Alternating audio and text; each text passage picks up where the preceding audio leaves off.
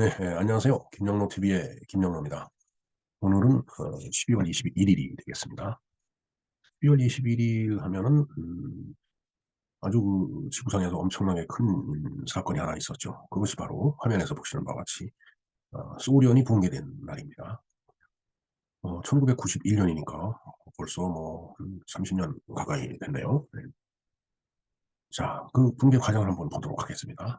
알마티는 카자흐스탄의 그 어, 옛날 수도죠, 아마 알마티가. 네.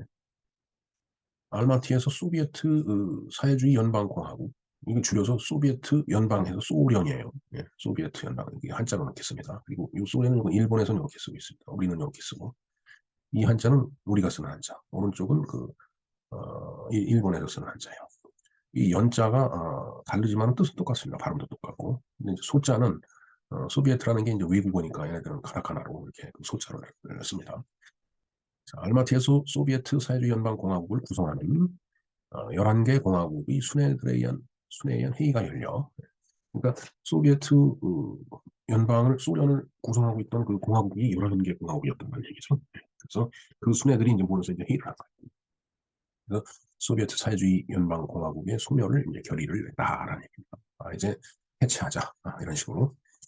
그 알마타 조약이라고 합니다. 알마티를 옛날에는 알마타라고 불렀었나 봐요. 그래서 그걸 알마타 조약이라고 지금 얘기합니다. 한번 볼까요? 상세한 거를. 알마타 조약은 1991년 12월 21일 구소련 각국 정상들이 모여 독립국가연합 수립에 합의한 조약이다. 이때 뭐 소련이 뭐 그냥 그대로 해체가 된 게 아니고 그 독립국가연합이라는 걸 만들었죠. CIS라는 거를. 그 시대를 예, 그 상황을 봤던 분들은 다 기억을 할 겁니다. 독립국가연합이라는 것을. 자, 이 조약에서 주권을 가진 공화국들이 서로 존중적이며 평등한 국가연합으로 세우기로 합의하였다.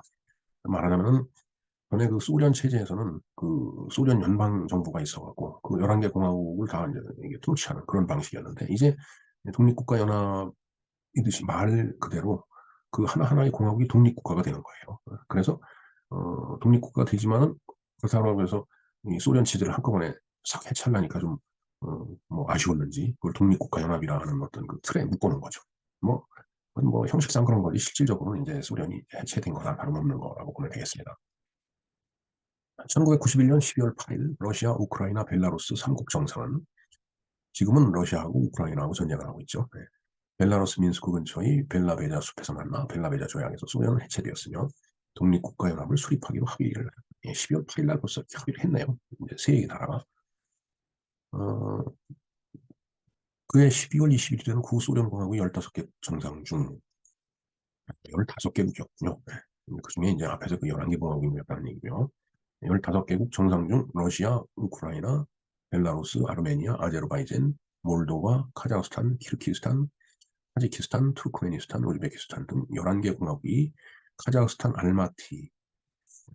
알마타, 옛날에는 알마타라고 했고 요즘은 알마티라고 하죠. 뜻이 사과의 아버지란 뜻이랍니다. 아버지가 있네요. 네. 알마타에서 모여 독립국가연합에 가입하겠다고 합의를 하였다. 예, 그러니까 15개 공화국으로 구성이 돼 있었는데 아까 제가 여기서 뭐 11개라고 했는데 정정을 하겠습니다. 죄송합니다. 그중에 이제 11개 공화국이 모여서 이제 합의를 했다는 얘기죠. 나머지 4개국, 리투아니아, 라트비아, 에스토니아, 조지아는 가입하지 않기로 결정했다. 그냥 거기에 가입 안 하고 자기는 별도로 독립 그대로 하겠다는 그런 뜻이었겠죠. 네. 자, 해체돼가는 과정을 한번 볼까요? 네. 해체 과정, 소비에트 연방의 해체. 12월 25일 저녁 7시 고르바초프는 전국 텔레비전 연설을 통해 난 소비에트 사회주의 공화국 연방의 대통령직으로서 활동을 중지한다라고 말하면서 대통령 사임의 뜻을 이제 밝혔다. 또한 고르바초프는 연방 내각을 해체시키고, 예, 그러니까 중앙정부, 소련 중앙정부 그 내각이 해체된다는 얘기죠. 그다음 핵무기 권한을 포함한 권력의 대부분을 옐친에게 양도하였다. 옐친은 러시아의 대통령이었어요. 그때 당시에. 그러니까 지금은 러시아 이렇게 이게 꼭 옛날 소련을 똑같은 것이 인식이 되겠지만 그때는 러시아를 포함해서 나머지 14개 공화국이 다 묶여 있었던 거예요. 그게 소련이었어요. 근데 그 중에서 러시아의 대통령이 이제 옐친이었다는 얘기죠. 그러니까 이 소비에트 연방이 해체되기 전에는 어, 이 러시아 대통령 옐친도 러시아 대통령일 뿐이지 이 소련을 대표하지 못했죠. 그 저기 구성돼 있는 그 어, 그 공화국 중에 하나였기 때문에. 그보다 7일 전인 12월 17일 날 고르바초프와 옐친이 만나 소비에트 연방 해체를 기정사실임을 합의했다. 뭐 사실은 러시아 대통령 그때 당시 옐친이 이제 그 영토 소련 영토의 대부분을 차지하고 있던 러시아의 어떤 그 대통령이 옐친한테 실권이 많이 있었겠죠. 이제 뭐 무너져가는 그런 그 연방이었기 때문에. 같은 날 러시아 SFSR 최고 소비에트는 러시아의 법적 국명을 러시아 소비에트 사회주의 연방공화국에서 러시아 연방으로 바꾸어 러시아가 주권국임을 보여주는 법령을 통과를 시켰다. 네. 그전에는 러시아가 소비에트 연방의 그 구성하는 여러 어, 공화국 중에 하나였는데, 이제 그러니까 그때는 주권국이 아니었죠. 근데 이제 이때는 이제 이렇게 그 나라의 이름도 바꾸고 러시아가 이제 주권국이다라는 것을 이제 보여주는 것을 법령으로 통과를 시킨 겁니다. 법이 참 중요하죠. 그렇기 때문에. 자, 그래서 12월 25일 크리스마스인데요. 모스크바 시각 오후 7시 32분 고르바초프가 크렘린을 떠난 후 마지막으로 소련의 국기가 내려갔으며 오후 11시 40분 그 자리에 러시아 3세기가 개항되면서 상징적으로 소련의 3층이 사라졌다. 고르바초프는 사임연설에서 국내 개혁 정책과 대탕트를 옹호했지만은 새 체제가 작동하기 전에 구체제가 무너져 버렸다라고 말했다. 즉 이 말은 뭔가 새로운 체제가 이제 새로운 체제를 만들려고 한 거죠. 그걸 또 고르바초프도 그냥 옹호를 했다는 얘기예요. 페레스트로이카라고 그랬죠. 굉장히 그 소련 말이 어렵습니다. 발음도. 그런데 새 체제가 작동하려면 구체제가 잘 그 연착륙을 해갖고 연결돼야 되는데 그 연결도 되기 전에 구체제인 그 소비에트 연방 체제가 무너져버렸다. 그러니까 모든 실권이 각 그 공화국으로 다 분산이 되고 가장 큰 권한이 이제 러시아가 갖게 되는 거죠. 뭐 러시아 사실 뭐 소련이 붕괴됐다라고 하지만 소련이나 지금의 러시아나 뭐 물론 정말은 차이는 있지만 그래도 러시아가 정말 그 동토의 종주국으로서 아직도 이제 행동을 하고 있죠. 같은 날 미국 대통령 조지 H.W. 부시는 그러니까 조지 부시니까 아들 부시 대통령이에요. 소련이 나머지 11개 공화국의 독립성을 정식으로 인정한다는 연설을 했다. 네, 그러니까 다 이제 각각의 그 독립공화국으로서 이제 독립을 했다라는 걸 인정을 한다는 얘기죠. 자, 이렇게 국가로서 인정을 외국에서 다 해줘야 돼요. 유엔에서. 인정을 받기 위해서 필요한 것이 이제 어, 세 가지 조건이 있잖아요. 주권이 있어야 되고, 그다음에 영토가 있어야 되고, 그다음에 국민이 있어야 되죠. 네. 그거를 충족하니까 독립성을 인정한다라고 이제 부시 대통령이 이제 얘기를 해준 겁니다. 그런데 올해입니다. 2022년 8월 30일 날 그 소련의 그 새로운 체제를 갈망했던 고르바초프 전 대통령이 지병 및 노환으로 이제 사망을 했죠. 네. 또 그날 아침에 눈을 탁 뜨니까 고르바초프 대통령이 사망을 했다라고 뉴스가 딱 뜨길래 어, 생각나는 그 여러 가지 머릿속이 복잡했습니다. 그래서 그 느낀 감정을 제가 글로 하나 써놓게 했는데 한번 글을 보실까요? 네. 네, 아침에 눈을 뜨니 미하일 고르바초프가 91세를 일기로 유명을 달리했다는 보도가 귓전을 때린다. 1917년 11월 7일 볼셰비키의 10월 혁명으로 11월 7일, 지난 11월 7일 날 이 볼셰비키 그 혁명에 대해서 제가 이제 방송을 했었죠. 네. 1922년 10월 30일 소련이 탄생한 이래 1991년 12월 26일 그가 소련 대통령직을 사임하고 러시아의 옐친에게 정권을 승계하며 소련은 막을 내렸다. 소련이 해체를 이제 약속한 게 12월 21일이기 때문에 소련이 해체되면 12월 21일로 보고 있습니다. 그 시공간에 무수한 사람이 죽고 동토의 세상은 잔인하고 엄혹했으며 우리 현대사에서도 동족상잔이라는 깊고 쓰린 상처를 남기기도 했다. 6.25가 6.25 사변이 소련의 사주에 의해서 전쟁이 일어났기 때문에 이제 드리는 말씀입니다. 하지만 세상에 영원한 것은 주님이에요. 노소련, 변화의 바람 속에 티끌로 사라져가고 그가 가는 길에 그의 생전에 스콜피온스로부터 받았던 그 만고불변의 선율이 울린다. 그의 명복을 빈다라고 되어 있는데, 바로 이것이 그 스콜피온스의 윈도우 오브 체인지죠. 유튜브 동영상이 되겠습니다. 이게 베를린 장벽이 이제 무너지는 것을 지금 그림으로 올려놓은 것 같은데, 이게 그 변화의 바람, 이제 그 정치 체제가 그렇게 이제 변혁이 됐다는 얘기죠. 그래서 스콜피온스가 이 윈도우 체인지 이 음악을 부르고 그다음에 이걸 CD로 만들어 갖고 어,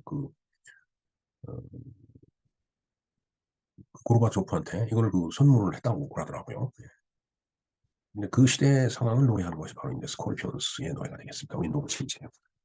우리가 대중음악을 뭐 그냥 대중들이 그냥 한때 부르고 즐기는 거로 이렇게 생각을 하지만 대중음악 중에도 이런 그 시대 정신이 들어가 있는 아주 그 의미심장한 그 음악들이 많이 있어요, 사실은. 아마 이런 노래들은 나중에 어, 시간이 많이 지나면 그 팝 클래식으로 남지 않을까 그런 생각이 듭니다. 네, 그런가 하면 오늘이 또 이제 파이데이가 되겠습니다. 파이데이는 방송번호 82번으로 2021년 12월 21일 날 이제 방송을 해드린 바가 있습니다. 이 영상을 좀 참조를 해 주시면 고맙겠습니다. 네, 이상과 같이 소련의 그 붕괴에 대해서 알아보았습니다. 그리고 오늘 이제 파이데이라고 그랬죠. 이 파이라고 하는 것은 뭐 3.14, 1592 해갖고 끝도 없이 나가는 무한소수죠. 무리수입니다. 끝이 없어요. 근데 이제 소련이라는 나라가 붕괴가 됐어요. 근데 이제 소련 하면은 이제 공산주의 국가였죠.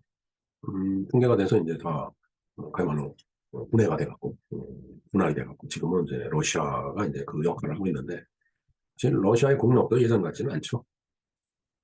자, 뭐 어찌됐든 저희들은 그 마르크스주의가 70년의 그 시험을 거치고서 이제 아 이건 도저히 그 맞지 않는 틀린 이론이다 해갖고서 이제 그게 엉터리라는 게 이제 증명이 된 것이 이제 소련 붕괴다 이렇게 얘기를 이제 하는 분들이 있는데 뭐 그 말 일견 뭐 틀린 건 아닙니다. 하지만 그렇다라고 해서 공산주의 사상 이념적으로 세주의적인 그 사고방식이 이 지구상에서 없어지는 건 아닌 것 같아요. 뭐 우선은 이제 중국이라는 나라가 자본주의 체제를 많이 받아들였으면서 개혁개방이라는 이름을 통해서 그러면서도 이제 공산당 그 일당 독재 체제를 유지하고 있고 그러한 세력들이 여전히 지난날 그 미국과 소련이 그 냉전이라는 그 구도 속에서 대치하듯이 지금도 그 대치는 계속 된다고 봅니다.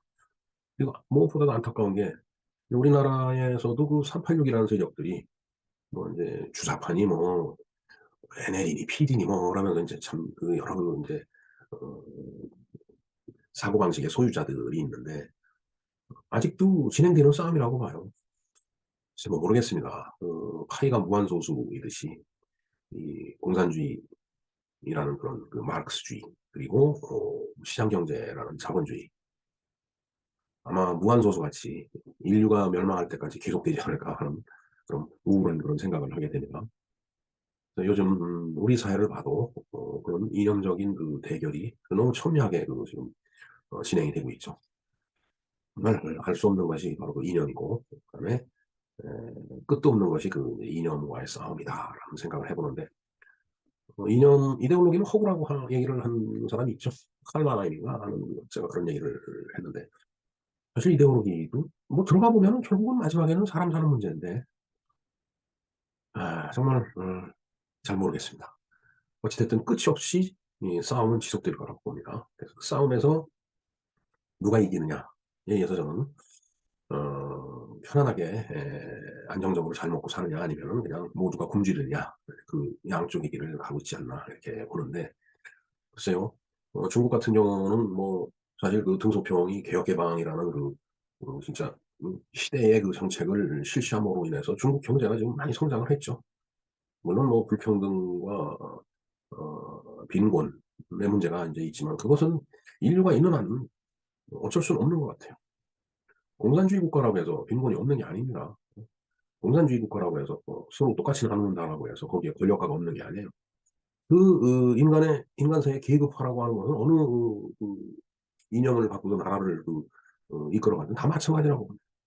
어느 이념이나 권력가는 있고 그다음에 권력이 없는 빈곤한 사람은 있게 마련이에요. 절대로 공산주의 사상이 사람들의 삶을 편안하고 안정되게 만들지를 못하죠. 오히려 더 모두가 못 사는 사회로 만드는 게 바로 공산주의 사상이라고 봅니다. 그 증명이 돼 있잖아요. 소련이 그래요. 중국이 그랬고, 중국도 주계장막을 치고 살 때는 어디 그랬어요? 개혁 개방을 하고 나니까 자본주의 체제를 갖다가 많이 끌어들이고 그 자본가의 역할을 중국 공산당이 하니까 지금 그나마 저 정도 살고 있는 거지. 그리고 북한도 노동당보다 더 훌륭한 장마당이라는 당이 생겨 있잖아요. 그렇듯이 이 이념의 싸움은 파이같이 끝도 없이 나갈 것 같다라는 말씀을 드립니다. 너무 두 주제를 갖다가 무리하게 연결을 시켰나요? 그러나 그건 사실이라고 봅니다. 네, 이상 김영로 TV의 김영로였습니다. 감사합니다.